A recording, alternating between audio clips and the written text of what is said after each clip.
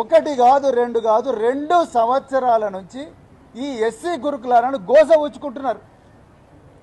ఎందుకయ్యా రేవంత్ రెడ్డి నీకు ఎస్సీలు అంటే అంత కక్ష? ఏ గురుకులాలు కూడా ఇంత గందరగోళం జరుగుతలేదు. పొద్దున్న లేచినప్పటి నుంచి వాళ్ళ తల్లిదండ్రులందరూ కూడా కూలి చేసుకునేటోళ్ళు, వీళ్ళందరూ కూలి పనులు పోయేటోళ్ళు, వాచ్మెన్ పనులు చేసుకునేటోళ్ళు, సెక్యూరిటీ గార్డ్ పని చేసుకునేటోళ్ళు, క్యాబ్లలో డ్రైవర్ పని చేసుకునేటోళ్ళు. వీళ్ళు వాళ్ళని వదిలిపెట్టుకొని స్కూళ్ళ చుట్టూ ఆఫీసుల చుట్టూ తిరుగుతున్నారు. ఎందుకు ఈ అధికారి మీ అలుగు వర్షిని గారికి వీళ్ళంటే అంత కోపం అండి? సంక్షేమ భవనము, అది సంక్షేమ భవనమా లేకపోతే ఆర్మీ హెడ్ క్వార్టరా?